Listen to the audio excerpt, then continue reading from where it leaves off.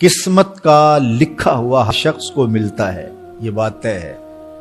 مجھے اور آپ کو وہی مل رہا ہے جو ہماری قسمت میں لکھا ہے، اس سے ایک حبہ بھی، ایک دانہ بھی کم نہیں ملے گا اور ایک زیادہ نہیں ملے گا۔ صحیح حدیث ہے، بخاری کی دیگر کتب حدیث میں موجود ہے، جب بچہ شکم مادر میں 120 دن کا ہوتا ہے، تو 4 ماہ کا جب بچہ شکم مادر میں ہوتا ہے تو اس کی روح پھونکی جاتی ہے، تو فرشتہ آ کے اس کی عمر بھی لکھ جاتا ہے، اس کا شقی و سعید ہونا بھی لکھ جاتا ہے، اور اس کا رزق بھی لکھ جاتا ہے۔ تو رزق جو لکھا گیا وہ ہمیں ملے گا، اور جب جب ملنا ہے تب تب ملے گا۔ جو لکھا گیا ہے وہ بہر صورت ہمیں حاصل ہوگا۔ اب وہ جو ہماری قسمت کا رزق ہے، اس کے حصول کا ذریعہ کیا ہے؟ بذریعہ حلال ملتا ہے یا اس کے ذرائع حصول کے وہ حرام ہیں؟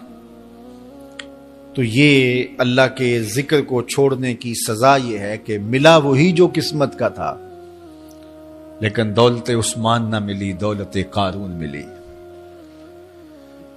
لکھا جو تھا، مقسوم تھا، ملا وہی، ایک دانہ بھی زیادہ نہیں ملا اور ایک دانہ بھی کم نہیں ملا، لیکن اس کی سزا کاٹنی پڑے گی، اس لیے کہ حصول کے ذرائع حرام تھے۔ تو حضرت اکرمہ رضی اللہ تعالیٰ عنہ فرماتے ہیں کسبن حرامن، تو معیشت تنگ کیسے ہوتی ہے؟ بندہ کہتا ہے کہ یہ تو بڑا کما رہا ہے، لیکن کما بذریعہ حرام رہا ہے۔ اللہ اکبر۔ بعض اوقات کچھ لوگ محنت کر کے بھی حرام کماتے ہیں۔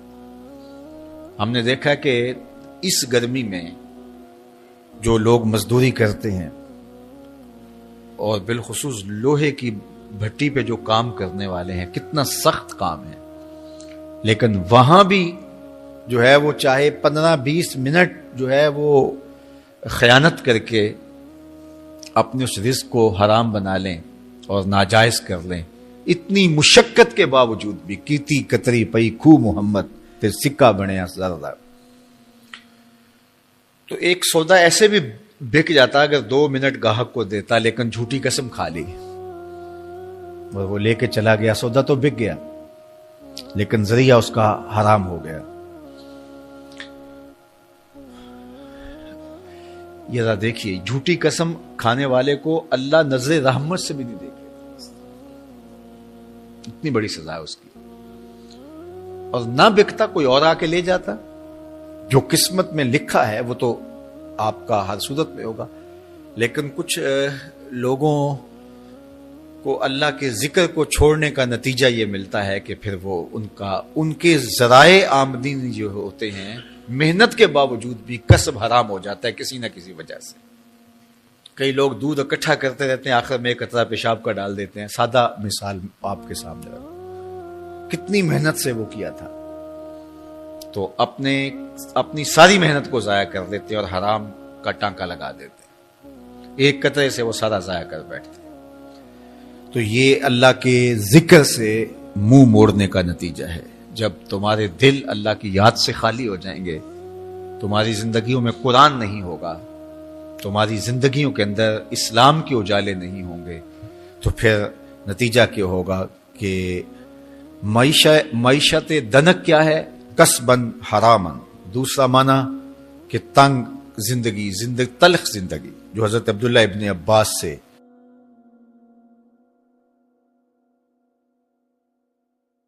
یہ امت خلیفہ بلا فصل، خلیفہ اول، امیر المومنین حضرت سیدنا ابو بکر صدیق رضی اللہ تعالیٰ عنہ کی مرہون منت ہے، ان کی احسان مند ہے۔ اقبال نے کہا تھا امن الناس بر مولائے ما، کلیم اول سینائے ما، ہستی او کشت ملت راچوں ابر، ثانی اسنین و غار و بدر و قبر۔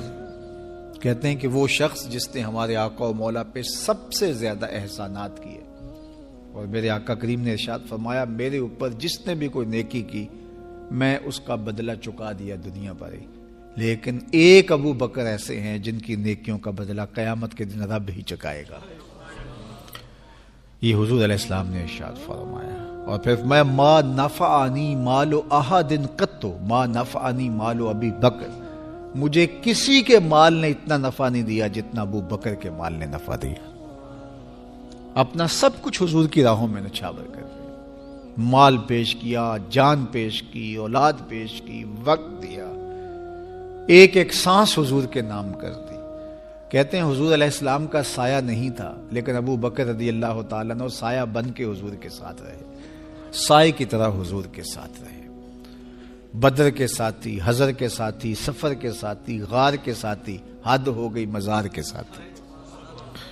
اللہ اکبر. ایک دن حضور ایسے نکل رہے ہیں مسجد نبوی سے تو کوئی لوگ داخل ہو رہے تھے، تو حضور کے دائیں ہاتھ میں ابو بکر کا ہاتھ تھا، بائیں میں حضرت عمر کا ہاتھ تھا.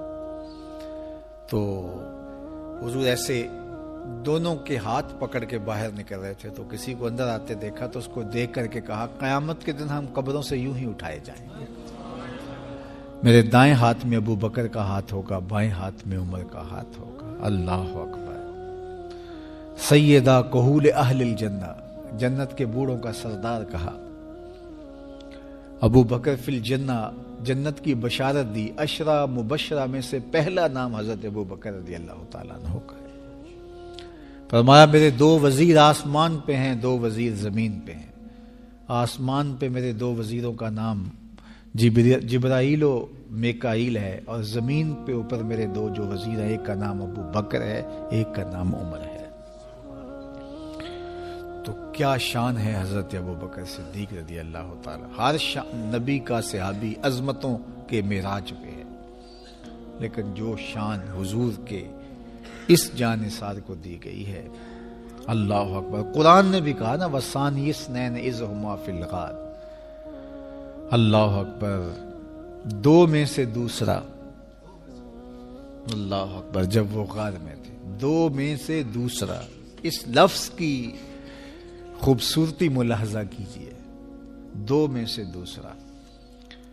حضرت عمر کہا کرتے تھے، حضرت صدیق اکبر کا ذکر کرتے ساتھ رو پڑتے اور کہتے کہ ابو بکر میری ساری زندگی کی نیکیاں لے لیں، وہ غار والی ایک نیکی مجھے دے دیں.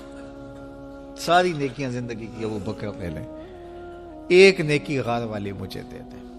تو ان کی ساری نیکیاں ایک طرف اور ابو بکر کی ایک نیکی ایک طرف. اور حضرت عمر کہا کرتے تھے کاش میں ابو بکر کے سینے کا بال ہی ہوتا. کوئی کم شان ہے؟ یہ حضرت عمر کہہ رہے ہیں.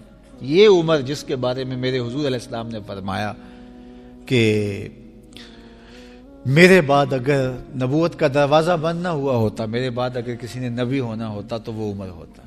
اتنی شانوں کے مالک. ان الشیطان یفر من ظل عمر، شیطان عمر کے سائے کو دیکھ کے بھاگ جاتا ہے. وہ عمر کہہ رہے ہیں کاش میں ابو بکر کے سینے پر اگا ہوا بال ہی ہوتا. یہ شان ہے، یہ عظمت ہے. سارے حضور کے صحابی عظمتوں کے معراج پر، لیکن ان کی شان ہی وکری ہے.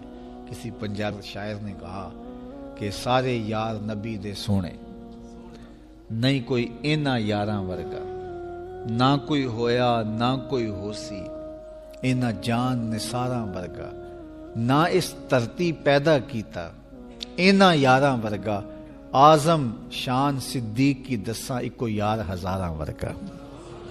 وہ عظمتوں کی کس معراج پہ امن الناس بر مولائے ماں، کلیم اول سینائے ماں، ہستی او کشت ملت راچو ابر، ثانی سنین و غار و بدر و قبر. بدر کے بھی ساتھی، قبر کے بھی ساتھی، مزار کے بھی ساتھی، غار کے بھی ساتھی. اور اسلام کی کھیتی کے لیے ابر بہار کی طرح برسے اور سیراب کر گئے. اور اس امت کے لیے انہوں نے جو کام کیا وہ انہی کا مقصوم